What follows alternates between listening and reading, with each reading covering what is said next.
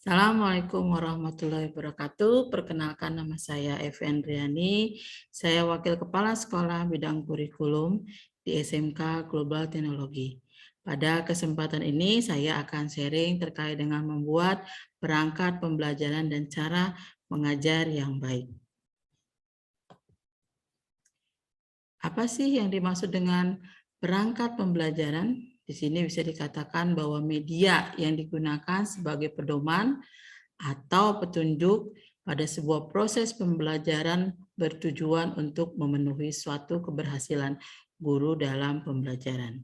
Ya, jadi intinya bahwa setiap guru harus mempunyai perangkat pembelajaran.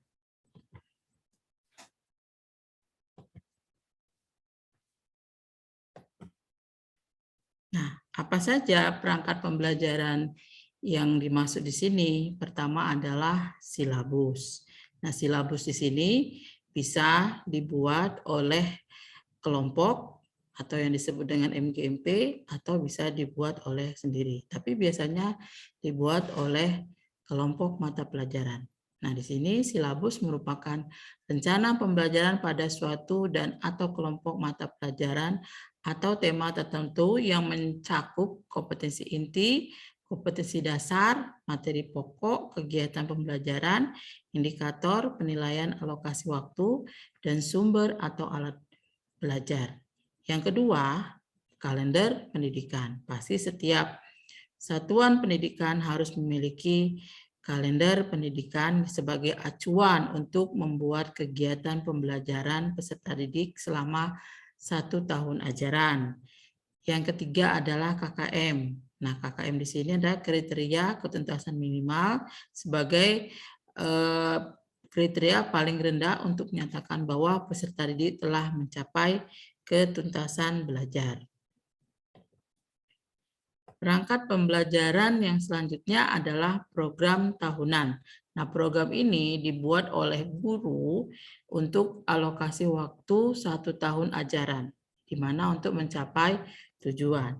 Kemudian yang kelima adalah program semester. Nah, ini juga guru wajib membuat program semester yang mengajar secara garis besar yang dibuat dalam jangka waktu satu semester yang diambil dari program tahunan dan alokasi waktu tiap minggu.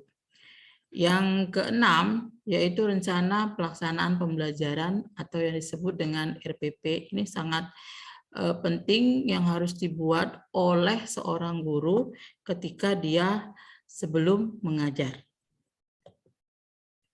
Nah, contoh silabus itu seperti ini. Ya, dia memiliki nama sekolah, kemudian kompetensi kalian, mata pelajaran, kelas atau semester, tahun pelajaran, dan durasi atau waktu, di mana terdiri dari kompetensi inti, KI 3 yaitu pengetahuan, dan KI 4 keterampilan. Nah, dari silabus ini juga kompetensi dasarnya yaitu kompetensi dasar pengetahuan dan kompetensi dasar keterampilan, di mana kita harus membuat indikator pencapaian kompetensi itu yang diambil dari kompetensi dasar. Materi pokoknya, nah di sini kan terkait dengan Bapak Ibu dan teman-teman, kita akan membuat materi pokoknya adalah silabus, prota, prosem, RPP berkarakter pelajar Pancasila. Dan di sini durasinya ada 1 kali 4 kali 40. Saya buat di sini karena untuk sekali pertemuan. Sebenarnya untuk silabus ini terdiri dari beberapa KD terkait dengan pengetahuan dan beberapa KD terkait dengan keterampilan. Nah, silabus juga berisikan tentang kegiatan pembelajaran, kemudian penilaian, baik itu pengetahuan maupun keterampilan, dan sumber belajarnya apa.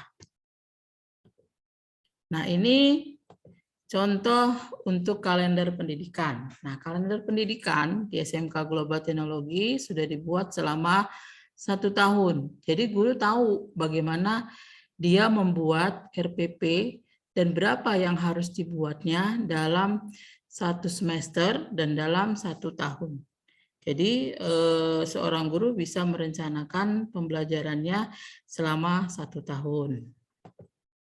Kemudian seorang guru juga dia harus bisa menentukan berapa KKM setiap mata pelajaran, setiap kompetensi dasarnya. Baik itu kompetensi dasar pengetahuan dan kompetensi dasar keterampilan yang diturunkan dalam indikator keberhasilannya. Di sini kita harus menentukan. Di sini ada kompleksitas materi, ini kita harus tahu karakteristik mata pelajarannya. Kemudian daya dukung. Dukung yaitu kondisi satuan pendidikan. Kemudian intake, karakter peserta didik. Kita harus paham ini kira-kira berapa yang harus kita tentukan. Ini keterangannya kalau misalkan 3 itu adalah mampu, kalau sedang adalah 2, kalau kurang adalah 1.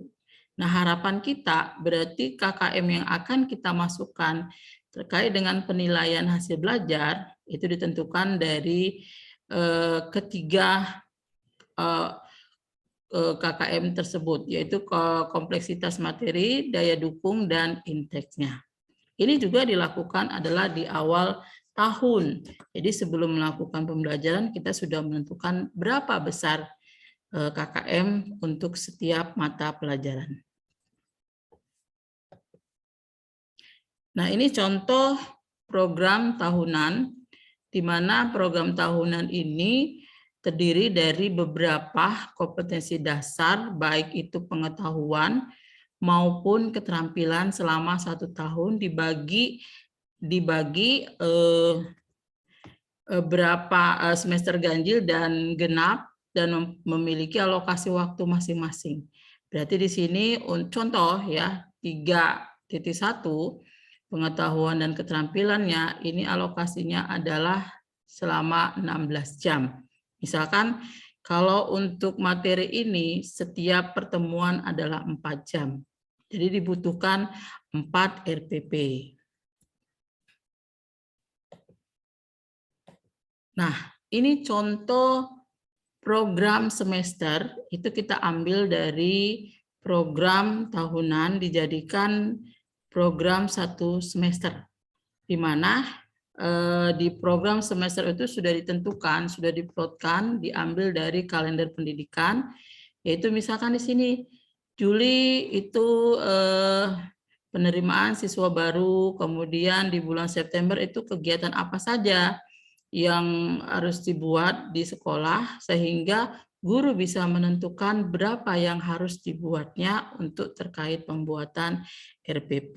Jadi direncanakan dulu di dalam 1 semester.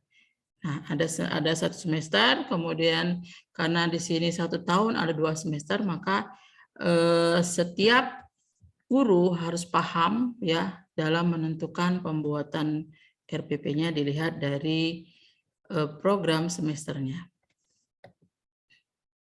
Nah, yang keenam, di sini RPP, rencana pelaksanaan pembelajaran, kita akan membuat RPP yang berkarakter pelajar Pancasila. Ini harus paham dulu nih, seperti apa sih karakter-karakter pelajar Pancasila. Profil pelajar Pancasila itu terdiri dari 6, ada beriman, bertakwa kepada Tuhan Yang Maha Esa, dan berakhlak mulia. Kemudian berbinekaan global. Yang ketiga, bergotong royong, kreatif, bernalar kritis, dan mandiri. Jadi kita bisa acuannya dalam membuat RPP yang berkarakter profil pelajar Pancasila. Di sini kita lihat dari profil pelajar Pancasilanya. Nah ini, yang pertama, beriman, bertakwa kepada Tuhan Yang Maha Esa, dan berakhlak mulia. Di sini nanti dalam kegiatan pembelajarannya, di rencana pembelajarannya, kita elemen-elemen yang harus dipahami di sini. Jadi nanti tertuang di dalam RPP, termasuk berkebinekaan global, juga ini seperti apa nanti ada di RPP. kemudian gotong royong berarti terkait dengan diskusi dan lain-lain, berbagi, berkolaborasi, dan kepedulian. Kemudian yang keempat di sini adalah mandiri. Berarti nanti di dalam RPP-nya ya, siswa itu harus mandiri. Kemudian bernalar kritis. Berarti kalau dikatakan bernalar kritis, berarti seorang guru membuat perencanaannya bagaimana anak-anak itu bisa bernalar kritis. Kemudian yang terakhir adalah kreatif. Di sini dituntut di RPP-nya bahwa seorang guru akan menimbulkan siswa-siswinya bagaimana belajar yang kreatif. Nah, terkait dengan kegiatan pembuatan program, ya program atau RPP di sini juga nanti dalam pembelajarannya di SMK lebih menitik beratkan terkait dengan model pembelajaran PBL, di mana PBL itu yang pertama mengidentifikasi masalah, yang kedua menetapkan masalah melalui berpikir tentang masalah dan menyeleksi informasi-informasi yang relevan. Yang ketiga, mengembangkan solusi melalui pengidentifikasian alternatif, tukar pikiran, dan mengecek perbedaan pandang. Yang keempat, melakukan tindakan strategi dan melihat ulang dan mengevaluasi pengaruh-pengaruh dari solusi yang dilakukan. Itu adalah terkait dengan deskripsi. Kalau kita misalkan menggunakan model pembelajarannya adalah problem based learning atau disingkat dengan PBL. Bisa juga SMK itu menggunakan model pembelajaran project based learning. Ini sangat ditekankan sekali karena di sini deskripsinya kalau dia ini memberikan satu project. Di SMK itu adalah harusnya memberikan satu project. Tinggal kita pilih mau pakai yang mana atau bisa digabung.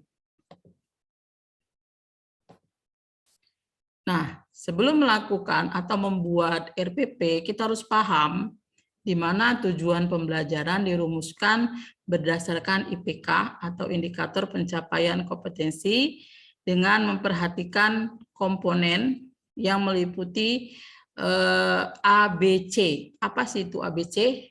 Yang pertama adalah audiens, peserta didik. Kemudian behavior adalah tingkah laku siswa atau aktivitas peserta didik menggunakan kata operasional. Contohnya menyebutkan, menjelaskan, menyimak. Kemudian C-nya disebut adalah kondisi atau suatu keadaan peserta didik sebelum dan sesudah melakukan aktivitas pembelajaran. Contohnya diberikan beberapa pernyataan atau menggunakan model pembelajaran apa. Yang terakhir adalah D. D itu disebut dengan degree, di mana suatu pencapaian target yang harus dicapai peserta didik yang ditunjuk. Contoh, misalkan dengan kata dengan menggunakan tepat, benar, mandiri, dan lainnya. Nah, nih kita bisa lihat contoh. Ya, kita di SMK Global Teknologi di sini menggunakan RPP yang cukup dengan menggunakan satu lembar, di mana kita harus membuat perencanaan itu bagaimana seefisien dan seefektif mungkin. Di sini contohnya ya mata pelajarannya peningkatan mutu guru dan karyawan. Alokasi waktunya adalah 2 kali 4 jam pelajaran kali 40 menit. Nah, di sini kelasnya ya, kemudian materinya ada, dan kemudian di sini bidang keahliannya bisa dipakai buat semua atau tidak. Kalau misalkan tidak ya sesuai dengan kompetensi bidang keahliannya. Kompetensi keahliannya karena semua bidang keahlian ada 2, yaitu TKR dan akuntansi dan keuangan lembaga. Nah, di sini bisa dilihat. Ini misalkan pertemuannya hanya 1, sebenarnya bisa satu RPP itu bisa digunakan untuk 2 kali pertemuan atau 3 kali pertemuan ya atau 1 kali pertemuan. Ini kegiatan pembelajarannya. Bisa dilihat di sini. Ya, bisa dilihat, ya coba dilihat di sini misalkan kegiatan pembelajaran terkait dengan tadi profil pelajar Pancasila. Contoh, ya guru memberi salam, siswa diminta untuk memimpin doa, ya beriman dan bertakwa. Itu adalah muatan dari karakter profil pelajar Pancasila. Kemudian mengecek kehadiran baik langsung atau Google Form di sini secara mandiri. Jadi guru itu ketika kegiatan pendahuluan dia harus membuat satu rencana bagaimana rencana dengan yang dipraktekkan di lapangan itu sebenarnya harus sama. Kemudian guru meminta menyanyikan lagu nasional, ya. Kemudian guru memberikan apersepsi itu adalah materi sebelumnya. Kemudian guru memberi pretest, ya. Pretest itu jadi sebelum melakukan pembelajaran pada saat ini, kita lakukan dulu pretest, ditanya kira-kira paham nggak nih materi yang akan diajarkan pada saat ini. Kemudian guru memberikan penyegaran, jadi sebelum belajar itu di-freshkan dulu, bisa dengan icebreaker atau bisa menggunakan game-game gitu, bisa juga. Kemudian yang paling harus disampaikan di sini adalah guru harus menyampaikan tujuan pembelajaran. Ini yang saya merah-merahin, ini adalah dikatakan bahwa menggunakan profil pelajar Pancasila. Jadi di sini juga seorang guru harus kreatif, ya, baik itu dalam membentuk kelompok dan lain-lainnya. Nah, itu kegiatannya. Kemudian kegiatan inti, ya, kegiatan inti ini juga harus paham karena tadi kita menggunakan apa, yaitu menggunakan model pembelajaran PBL. Di mana kegiatan intinya tadi ada 5. Di sini misalkan mengidentifikasi masalah, guru menampilkan gambar atau foto video yang meminta siswa untuk mengamati secara mandiri dan kritis. Peserta didik melakukan tanya jawab tentang gambar, foto, video yang diberikan bersifat kritis sampai nanti tadi deskripsi terkait dengan PBL. Ini harus sesuai dengan tujuan pembelajaran yang disampaikan pada saat ini. Kemudian kegiatan penutup juga seorang guru harus mampu bagaimana dia merefleksi, tapi tidak melalui gurunya langsung, tapi mengajak siswa untuk merefleksi. Kira-kira dia paham nggak dengan materi tersebut? Nah, ini bisa dilihat tadi ya tujuan pembelajaran terkait dengan ABCD. Ya, di sini yang kuning tadi adalah berupa audiens, ya. Kemudian ini berupa behavior, kemudian di sini terkait degree, kemudian ini yang condition. Ya. Nah, ini contoh RPP yang digunakan hanya 1 lembar saja. Kemudian setelah membuat RPP, kita harus paham guru itu harus mengajar seperti apa. Yang pertama, mengajar di kelas harus sesuai dengan RPP yang dibuat. Berhasil atau tidaknya mengajar, guru ditentukan dengan rencana pelaksanaan pembelajaran. Kadang gini, dibuat rencana sebaik mungkin, sekreatif mungkin, tapi ketika di lapangan tidak dilakukan. Berarti rencananya adalah tidak baik. Kemudian mengajar tidak hanya berdiri dan duduk saja. Kadang ada seorang guru, dia berdiri aja di tempat aja, harusnya dia lebih mobile atau duduk saja. Mungkin apa berat badan atau lainnya. Jadi sebenarnya seorang guru itu harus mobile, keliling mendekati siswa-siswanya. Yang ketiga, menggunakan metode khusus agar murid merespon materi yang disampaikan, memancing peserta didik untuk berdiskusi, bertanya yang menantang, memberikan komentar, dan selalu berikan penghargaan. Yang keempat, variasikan cara mengajar Anda dengan cara memancing semangat belajar siswa buat yel-yel icebreaker pada awal di sela pembelajaran atau memberikan kuis dan berbagai pendapat. Kemudian guru juga harus supel. Terus gunakan teknologi saat mengajar. Banyak media sosial yang dapat digunakan siswa pembelajarannya. Contoh, bisa di-upload di YouTube, FB, IG, atau TikTok. Yang ketujuh, mengajar dengan cara interaktif. Yang ke-8, belajar di mana saja, tidak harus di dalam ruangan, bisa di luar kelas. Jadi buatlah inovasi-inovasi atau sekreatif mungkin bagaimana anak-anak itu bisa belajar dengan menyenangkan. Guru sangat dituntut kesabarannya. Yang terakhir, terapkan closing dengan benar. Baik, itu yang dapat saya sharing pada kesempatan ini. Semoga bermanfaat bagi kita semua. Terima kasih. Assalamualaikum warahmatullahi wabarakatuh.